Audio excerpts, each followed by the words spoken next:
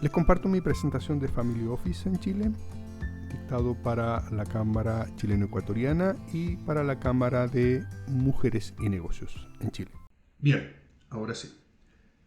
La idea de mostrar lo que es gestión patrimonio de familia o familiar se vincula bastante bien con lo que plantea Paola, porque Paola plantea de cómo se integra, ¿verdad?, la relación familiar en lo que es una compañía, cómo interactúan los distintos miembros de la familia en la gestión familiar. Y obviamente parte o nace desde la lógica de cómo gestionamos el patrimonio familiar. Bajo esa lógica, vamos a entender que el patrimonio familiar tiene distintos ámbitos. Parte por una propiedad, obviamente, familiar, los recursos propios, y si hay terrenos o hay otros activos que se deben gestionar y que se deben administrar de tal manera que todos estos recursos representen un incremento patrimonial en el futuro. Por lo tanto, es relevante desde la visión de familia cómo se gestiona el patrimonio. Inicialmente, obviamente, parte por, ya sea que es el marido el que gestiona la empresa, o es la señora la que comienza con la gestión, o son ambos. De tal manera que los hijos se integran posteriormente, ¿cierto?, en este proceso de gestión. Y a veces ocurre que los hijos toman una parte del negocio, lo diversifican, generan un nuevo negocio, pero tienen como matriz o como raíz el negocio familiar. Por lo tanto, la gestión del patrimonio tiene que ver principalmente cómo hacemos crecer estos recursos y cómo logramos que el patrimonio familiar se incremente, pero no solamente se incremente, sino que también se proteja. Por lo tanto, es ahí donde están principalmente los elementos desde el punto de vista familiar que lo hacen distinto de un negocio cualquiera, porque lo primero que se busca es protección de familia. Vamos a proteger la casa, vamos a proteger las propiedades que nosotros consideramos más relevantes y que no pueden estar sujetas a ninguna vulnerabilidad. Por lo tanto, se distinguen aquellos activos o patrimonio que son de protección y otros activos que tienen o que quedan expuestos a mayor riesgo. Bajo esa lógica, vamos a entender que la gestión del patrimonio familiar no es muy distinto a la gestión de cualquier otra compañía, solamente que tiene estas consideraciones. La consideración de proteger parte y proteger el patrimonio se entiende obviamente que está dado para proteger la familia, para proteger que ningún miembro de la familia quede vulnerable, tanto desde el punto de vista patrimonial, económico, y que tenga un espacio, por supuesto, cierto, donde vivir, un espacio donde se pueda gestionar y tratar de darle a los hijos las mayores oportunidades posibles para que logren independizarse, para que logren crecer. Obviamente el patrimonio familiar no solamente ayuda, sino que además da una base sobre la cual se va a comenzar a desarrollar todo este crecimiento patrimonial de la familia. Por eso es importante tener en consideración algunos elementos. Primero, dentro del ámbito de cómo hacemos que los bienes que son de la familia puedan ser traspasados a los hijos, ya sea a través de la gestión de la empresa, tal cual lo plantea Paola, ¿verdad?, que cuando se integran los hijos a la compañía, los hijos comienzan a ser partícipes de la gestión del patrimonio. Pero ¿qué sucede? Que hay algunos elementos dentro de la normativa, tanto tributaria como jurídica, que hay que tener en consideración. Por ejemplo, bajo el concepto de donación o bajo el concepto de herencia. Se entiende que hay donación cuando hay acto entre vivos, por lo tanto el padre le regala al hijo, o la madre le regala al hijo, o ambos le regalan a los hijos, ya en vida. Ahí tenemos un concepto de donación, y para eso hay una norma tributaria que regula todo ese proceso. ¿Qué pasa, por ejemplo, en el caso traslaticio de dominio? Cuando hablamos de... acá muestro yo una manzana, que es el ejemplo típico. La manzana, mientras esté en el árbol, forma parte del inmueble, forma parte del terreno. Cuando yo vendo un terreno, vendo un inmueble, no vendo nada físico. Vendo el espacio físico, pero que es considerado inmueble. Y todo lo que es considerado inmueble no lleva afecto, por ejemplo, a IVA. No está afecto a IVA. Pero yo saco la manzana, la separo del árbol y ya es una cosa mueble. Y al ser cosa mueble se afecta con IVA porque todo bien corporal mueble traslaticio de dominio se afecta con impuestos. ¿Ya? En el caso de los terrenos no se afectan con IVA, está establecido, tipificado en la norma. Y las manzanas que están adheridas al árbol y el árbol que está adherido al terreno, bueno, todo se considera inmueble. y todo lo que está empotrado al terreno se considera inmueble. Incluso inmuebles se consideran los animales o las maquinarias propias del desarrollo de la actividad agrícola, por ejemplo, se considera inmueble. Bajo esa lógica hay sutilezas, hay elementos que uno tiene que considerar al momento de decir, bueno, ¿cómo hacemos que los bienes que son de la familia pasen ahora a ser dueños los hijos? Y si los hijos son menores de edad, ¿cómo se hace? ¿Para qué? ¿O qué es lo que dice la norma? ¿Qué es lo que dice el Código Civil? Referente, por ejemplo, al concepto de traspasar bienes a los hijos menores de edad. Ya aquí opera el concepto de patria potestad, por ejemplo. Bajo esa lógica, debemos entender también, bueno, hay una diferencia cuando se traspasa una propiedad como la DFL2, que es una vivienda económica, versus cuando se traspasa una propiedad de gran valor. Hay conceptos distintos, hay conceptos donde la normativa tributaria establece, bueno, ¿qué es lo que ocurre? ¿Pagan o no pagan impuestos? ¿Hay una exención? Sí, hay una exención cuando hay herencia o cuando hay donación. En ambos casos hay exenciones que son distintas en términos de monto, pero hay una exención. Y hay un tratamiento tributario asociado de cómo las personas se hacen dueños de los bienes. Y si hay que pagar impuestos, bueno, se establecen los mínimos impuestos posibles, obviamente adecuándose a lo que la normativa tributaria establece.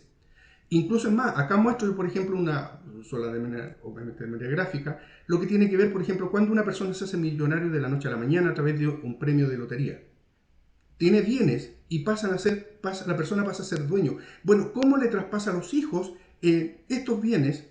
Por ejemplo, en algunos casos, sin que se afecte con impuestos. Acá puede ocurrir perfectamente que un señor o una persona se haga dueño de 1.000, 2.000 o 5.000 millones de pesos. Bueno, ¿y cómo hacemos que esos bienes se traspasen a los hijos sin que se afecte con impuestos o con los menores impuestos posibles? Por lo tanto, es importante el momento, es importante hacerlo antes de que ocurran ciertos hechos. Es importante antes, por ejemplo, una persona que quiere traspasar parte del premio de la lotería, lo haga antes de cobrar el premio. Una vez que cobra el premio ya es suyo. Por lo tanto, la persona que cobra el premio de 5.000 millones de pesos ya es dueño de 5.000 millones de pesos y si se lo quiere traspasar a los hijos, no, pues ahora ya tiene que pagar impuestos porque usted ya es dueño. Usted ya se hizo dueño de ese bien. Cuando usted separa una manzana, bueno, usted ya separó la manzana, no la puede volver a pegar al árbol. Usted ya es dueño de la manzana, por lo tanto, al ser dueño de la manzana y se la quiere vender o se la quiere traspasar a otra persona, bueno, hay un traslaticio de dominio, por lo tanto, la norma jurídica detrás de estos elementos tributarios se incorporan, se analizan y se hacen representar a partir de la norma tributaria que incorpora todos estos elementos jurídicos. Por lo tanto, el efecto del marco normativo que tiene que ver con la gestión patrimonial tiene que ver justamente con este concepto Código Civil. Hablaba, por ejemplo, de la patria potestad. Bueno, también tiene que ver con la relación de cómo las familias se constituyen. Por ejemplo, si el régimen matrimonial es de sociedad conyugal, es de participación en los gananciales o es de separación de bienes, hay un marco jurídico que lo diferencia y hay un marco jurídico que hay que considerar al momento de decir, ok, bueno, ¿cómo hacemos para que nuestros hijos o para que los miembros, en este caso, por ejemplo, los cónyuges, se incorporen a la gestión del patrimonio o dividan y separen, hagan separación de bienes o gestionen de manera individual o de manera conjunta el patrimonio familiar? No es menor, por lo tanto, los elementos que están incorporados en el Código Civil. El Código Civil establece todos los conceptos, por ejemplo, lo que tiene que ver con ley de herencia y donaciones. Hay una ley particular y especial, ley de herencia y donaciones. Pero lo que no dice la ley de herencia y donaciones lo dice el Código Civil. ¿Ya? Por lo tanto, dentro de la normativa tributaria tenemos que entender que se integra, y aquí es donde planteo yo la lógica de que se integra el Código Civil con la normativa tributaria en aquellos aspectos que la ley de herencia y donaciones no lo define. Por otro lado, la ley de sociedad anónima y ley de sociedad de responsabilidad limitada también son relevantes. ¿Por qué? Porque cuando una empresa familiar tiene una sociedad anónima, bueno, se rige por las leyes de una sociedad anónima y las acciones, por ejemplo, son traslaticias de dominio a cualquier persona. No hay ninguna consideración, ya que los miembros de una familia, al tener participación en la sociedad a través de acciones, bueno, cualquier miembro de la familia se las puede vender a cualquier persona, sin ninguna otra consideración más que el traslatio dominio de las acciones. En el caso de una sociedad de responsabilidad limitada es distinto. ¿Por qué? Porque una sociedad de responsabilidad limitada requiere el consentimiento de los demás socios. Y eso hace diferente el concepto. En algunos casos, por ejemplo, nos ha tocado ver como familias que no quieren que, si bien es cierto, quieren que los hijos participen de la sociedad o de la compañía, no quieren que los terceros, es decir, los yernos o las nueras, participen de la gestión patrimonial familiar. Por lo tanto, ahí una compañía nos pidió, no, nosotros queremos hacer en esta estructura una sociedad de responsabilidad limitada porque queremos dar el consentimiento de quiénes son las personas que se van a integrar en la toma de decisiones del patrimonio familiar. Por lo tanto, no es menor el criterio, no es menor definir qué tipo de sociedad es la que se va a constituir. En el caso de una sociedad anónima, tal cual les decía, no hay ningún control, porque ya sea una SPA, que tiene el mismo criterio y el mismo tratamiento de una Regulación. sociedad anónima, ¿perdón? Regulación, te decía. Ah, perfecto. Sí, claro. Y la lógica es que las SPA operan de igual manera, el mismo criterio de lo que es la sociedad anónima, por lo tanto son traslaticio de dominio de las acciones.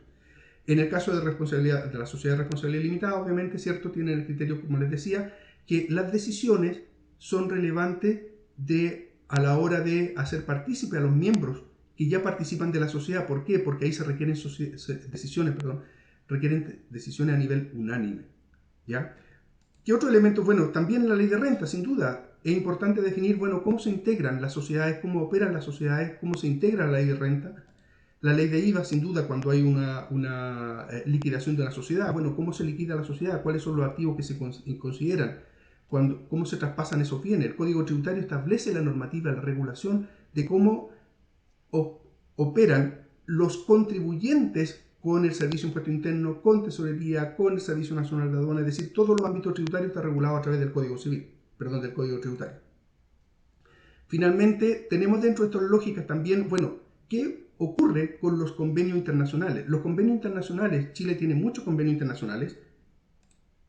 Fíjense que tenemos en Norteamérica, Canadá, México y Estados Unidos acaba de ser aprobado, todavía no está ratificado ni firmado por los respectivos gobiernos, pero ya está pronto a entrar en vigencia. En el caso de Europa del Norte, por ejemplo, tenemos con Suecia, Dinamarca, Noruega, Austria, Bélgica, Suiza, y tenemos muchos países, obviamente en Sudamérica tenemos varios, Perú, Argentina, Ecuador, Uruguay, Colombia, Brasil, Paraguay. Los tratados de doble tributación, ¿qué es lo que buscan? Buscan tener un criterio, ya sea que personas extranjeras vengan a Chile a hacer negocio y repatrien su patrimonio y repatrien utilidades, por lo tanto ahí se regula qué tipo de tributación se tiene, pero ocurre lo mismo con respecto a la participación de chilenos en el extranjero. Se regula, bueno, cuál es la tributación que le afecta a la persona chilena que tiene inversiones en el extranjero y que los repatria, ya sea que repatrie el capital o repatrie utilidades como dividendos, por ejemplo, y que estos impuestos pagados tanto en el extranjero como en Chile tengan un tratamiento de tal manera que no se les afecte con doble impuesto en ambas partes. ¿Ya?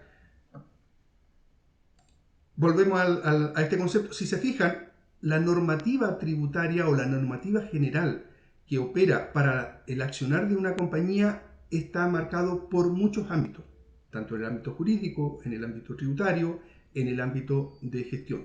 ¿Qué es lo que podemos hacer, por ejemplo? Bueno, si la compañía quiere hacer crecer su patrimonio, bueno, podemos hacer crecer el patrimonio de distinta manera, ¿ya? Pero hay unos elementos importantes que quiero volver a ratificar. Control versus protección, riesgo versus rentabilidad. Este es un elemento esencial al momento de definir, bueno, cómo gestionamos el patrimonio familiar. El negocio familiar lo podemos diversificar a través de crear empresas, lo podemos concentrar a través de tener una matriz que gestione el resto de las compañías,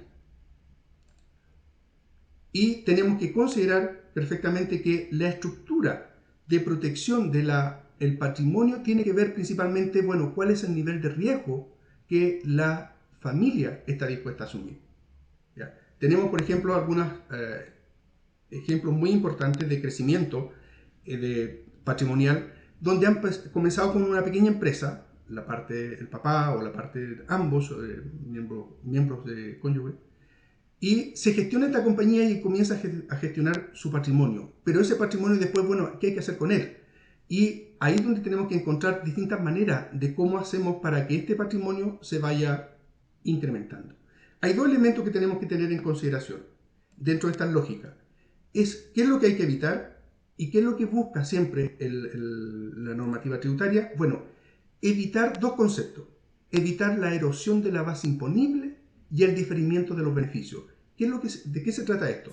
Se trata de que el Servicio de Impuesto Interno y la normativa tributaria en general busca que no disminuyamos lo que es la base imponible de manera artificiosa, ¿ya? De manera irregular, sino que la base imponible sobre la cual se va a pagar impuesto está perfectamente normada, está perfectamente regulada, por lo tanto se entiende que hay una base imponible y bajo qué, o en consideración que esto está regulado por la norma, el Servicio de Impuesto Interno se regula justamente por la misma norma, por lo tanto todo es conocido por todos cuál es la base imponible de los distintos elementos o de las distintas gestiones que se hacen al momento de gestionar el patrimonio. ¿Qué es lo que tenemos que integrar? Bueno, tenemos que integrarnos obviamente hoy día a la economía mundial. Podemos perfectamente hacer inversiones en Chile, hacer inversiones en el extranjero, ¿ya? Particularmente, ICHET, tenemos contacto con compañías contables tanto en Estados Unidos como en México. Tenemos clientes comunes en México y en Estados Unidos con clientes en Chile. ¿Por qué? Porque hay inversiones que ya ustedes saben que durante los últimos años muchos chilenos han hecho inversiones en el extranjero y tenemos inversiones, por ejemplo, en Estados Unidos. Principalmente en Estados Unidos se han hecho inversiones a nivel de capital. Acá, este es un edificio que se construyó se está, la verdad, terminando de construir, pero las inversiones comenzaron en el año 2020-2021, donde lo que buscaban era atraer capitales, porque estos son edificios que están al lado de un centro de estudio, una universidad, y también está al lado de un hospital. Por lo tanto, son relevantes y necesarios al momento de gestionar estos patrimonios para efecto de dar espacio para los estudiantes y para residencias hospitalarias.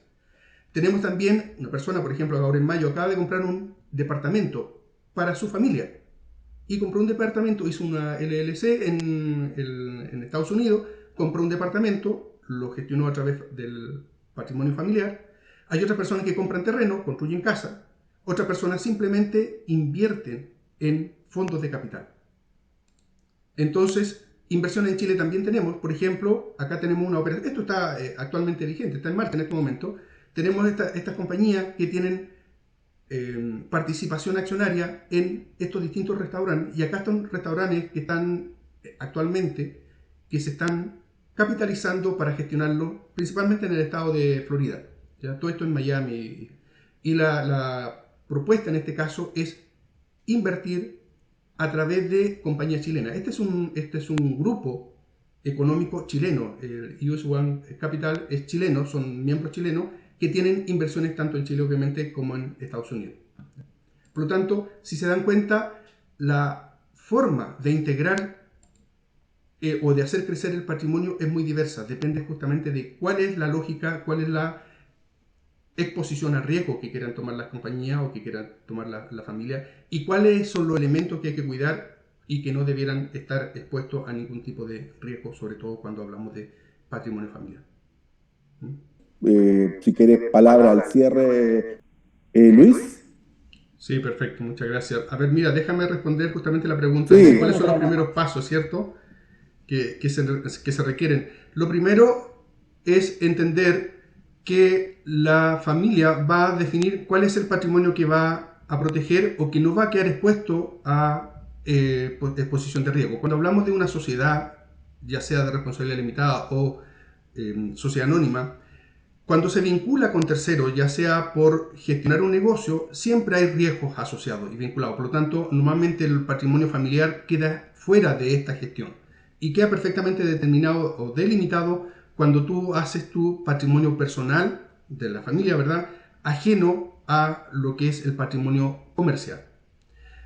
Primero defines cuál es el primero, qué patrimonio vas a proteger, cómo lo vas a hacer crecer, porque es relevante decir, ok, tengo un patrimonio familiar que lo quiero proteger, pero no quiero que quede muerto, sino que quiero que también se active. Por lo tanto, el qué vas a gestionar o cómo lo vas a gestionar también tienes que ir tomando decisiones de tal manera que no queden expuestos. Por otro lado, la gestión comercial, cómo integras después la familia.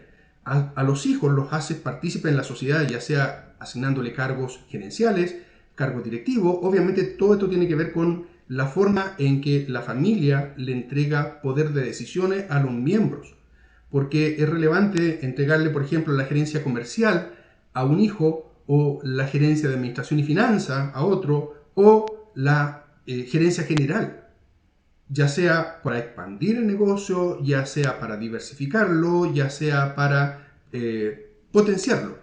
Entonces es relevante a la hora de definir, bueno, cuáles son las etapas que se van a hacer, cómo lo vamos a hacer, cuáles son las instancias.